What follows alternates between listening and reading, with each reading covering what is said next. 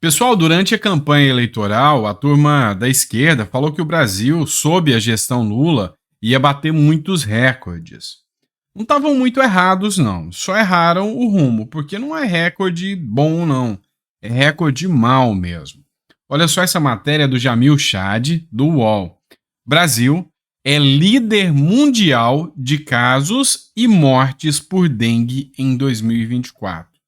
Tá, é só o país que mais se morre no mundo. Mas não é pouca diferença dos demais, não. É muita diferença, tá? O Brasil tem o maior número de casos de dengue do mundo em 2024 e também o maior número de mortes.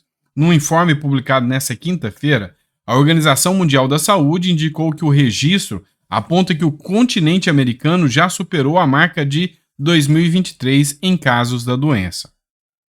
Na avaliação da entidade, a dengue é classificada como uma ameaça global, mas no Brasil é que o caso estourou assim de forma insana. E aí, até agora eu ainda estou tentando entender por que na época do Bolsonaro só chamava ele de genocida.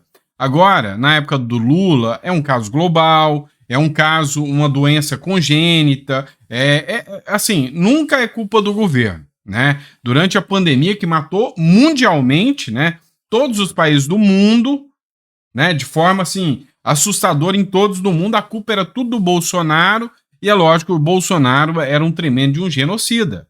Agora, com o governo Lula, ninguém fala isso, né? Quer um dado melhor? Presta atenção do que diz o Poder 360. E aqui vamos deixar claros. Cada fonte é citada para vocês da matéria. O Brasil tem quase 90% dos casos de dengue no mundo em 2024, diz OMS. Então você não entendeu errado. Quer dizer que de todos os casos de dengue no mundo, 90% está aqui. Quer dizer que a cada 1.000 casos de dengue, 900 é aqui no Brasil. Os outros 100 casos é dividido ao redor do mundo todo, mas é uma doença global, né? Não tem nada a ver com a má gestão, com a incompetência, com a falta de competência do Brasil, não. É uma doença global. 90% é aqui no Brasil, né? País concentra 3 milhões dos 3,4 milhões de casos confirmados e tem 77% das mortes confirmadas mundialmente até 30 de abril deste ano. O Brasil é o país com o maior número de casos de mortes por dengue neste ano, segundo o informe da OMS, Organização Mundial de Saúde, divulgada nesta quinta-feira. São 6,2 milhões de casos suspeitos e 3 milhões confirmados, o que corresponde a 88,2% dos casos no mundo no período.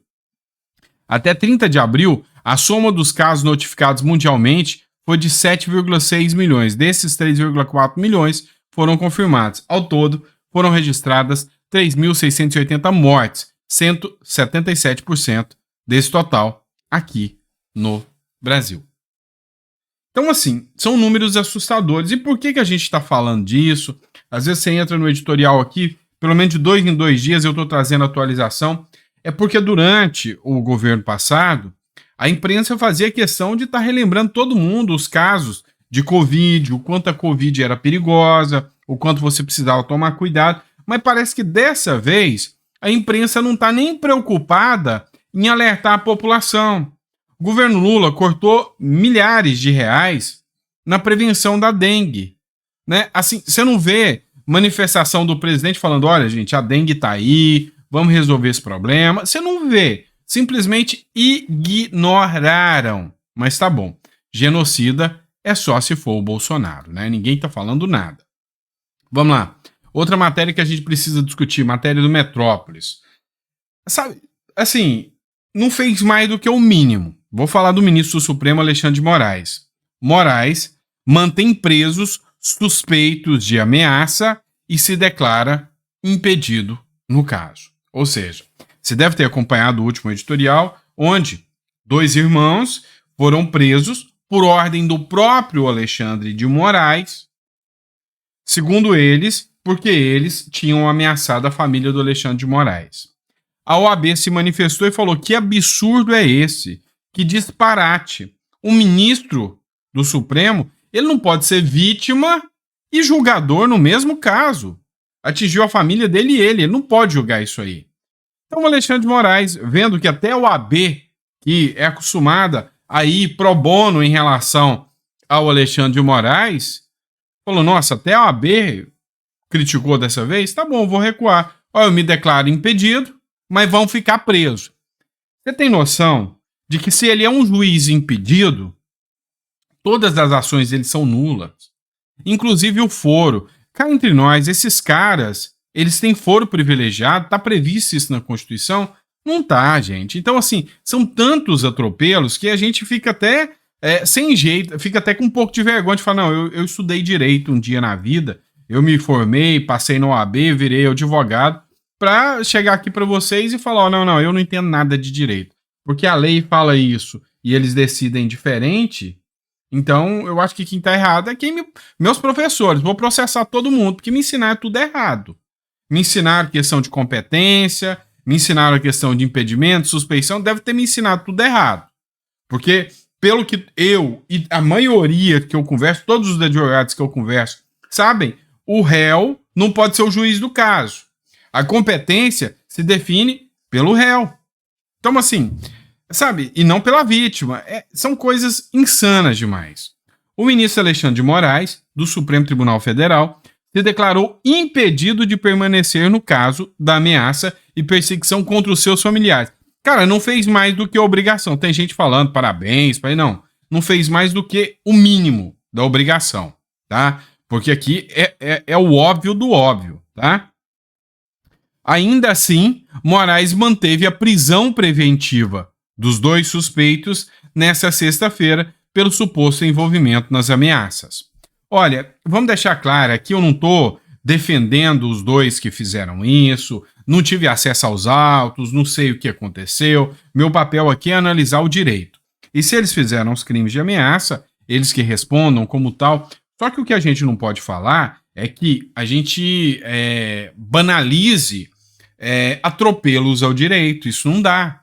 Então, assim, eu lembro que na época a gente falava, ó, eu sou um defensor da Lava Jato, tá? Deixando claro para vocês, um grande defensor da Lava Jato, mas eu reconheço que a Lava Jato cometeu erros. Eu não sou burro, eu não sou hipócrita também. Tem gente que, a Lava Jato fez isso, aquilo, olha os abusos da Lava Jato, mas aí chega na mão do Alexandre de Moraes, meu Deus, isso aqui é uma nova interpretação.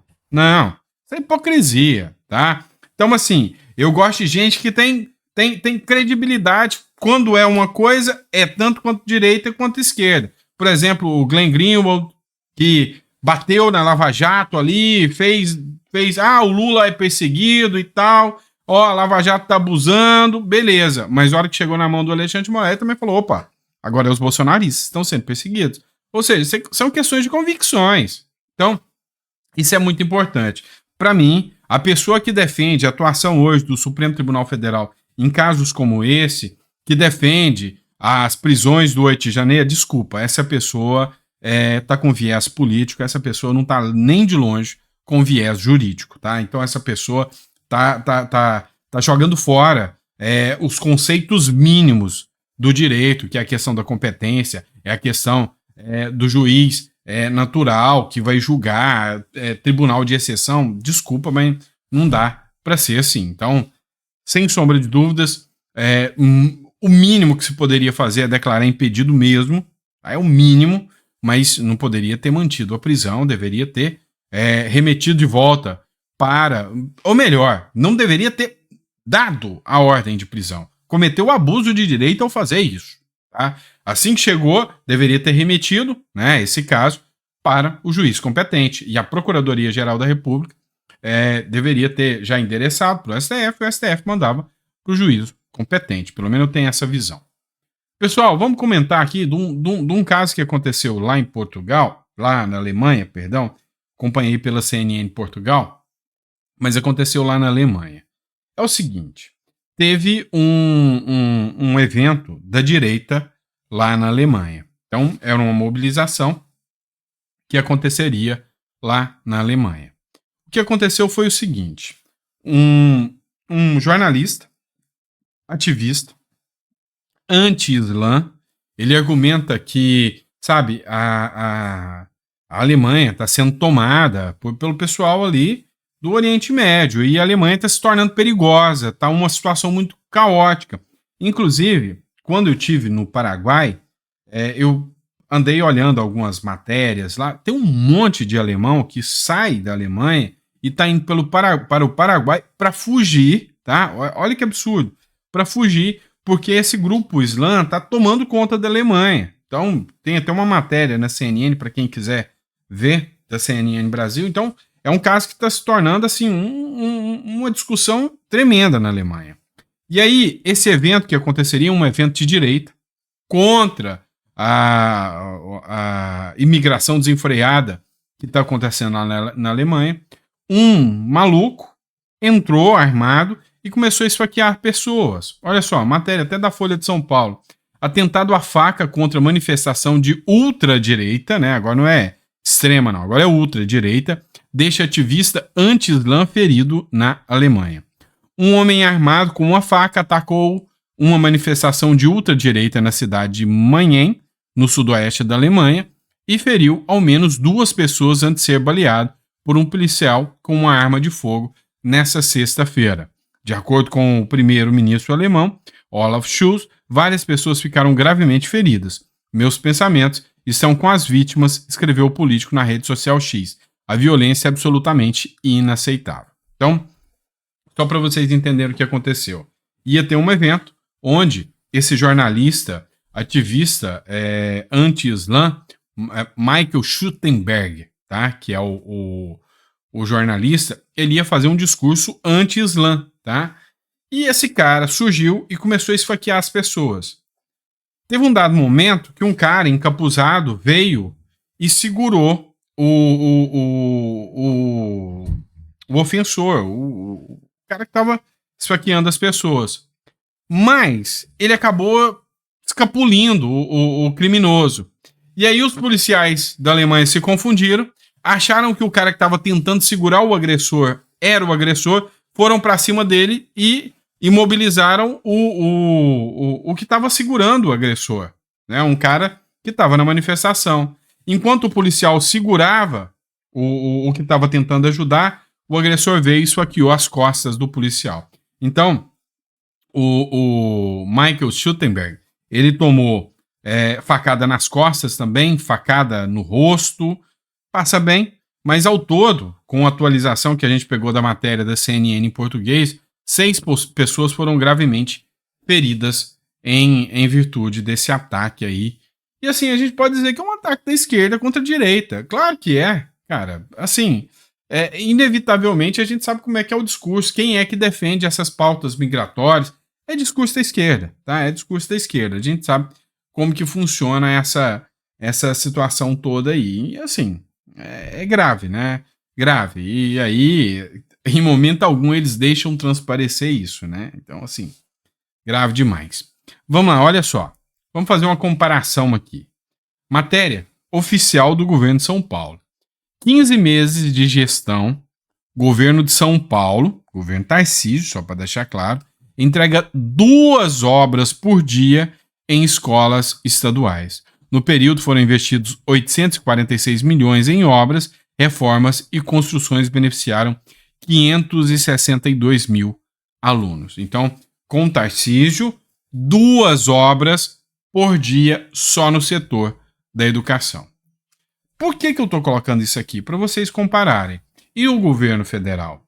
O governo federal não retomou nem nada, 0 de 0 de 0, das 3.783 obras de educação paradas, só no setor da educação. O Fundo Nacional do Desenvolvimento da Educação diz que a demora se deve porque o processo envolve etapas burocráticas, dependendo também da agilidade dos municípios. Opa! Como é que é? Vamos lá, vamos entender. O Tarcísio e o Lula entraram mais ou menos na mesma época, não foi? Opa, na mesma época. Os dois foram eleitos em 2022, né? Começaram sua gestão no dia 1º de janeiro de 2023. O Tarcísio de lá para cá, 15 meses de governo, 2 obras por dia. Ele não alegou questões burocráticas. O Lula, de lá para cá, 0 obras por dia. Aí a culpa é da questão burocrática. Pois é, cada um entende o que bem quiser, mas na minha visão, é questão de competência, a outra é questão de desleixo mesmo. É assim que está funcionando no Brasil, né? E aí vocês não sabem por que eu falo que o Tarcísio de Freitas é um dos melhores governadores do Brasil atualmente, tá certo? Abraço, pessoal, fica com Deus. Amanhã de manhã a gente tá de volta com mais conteúdo para vocês. Abraço.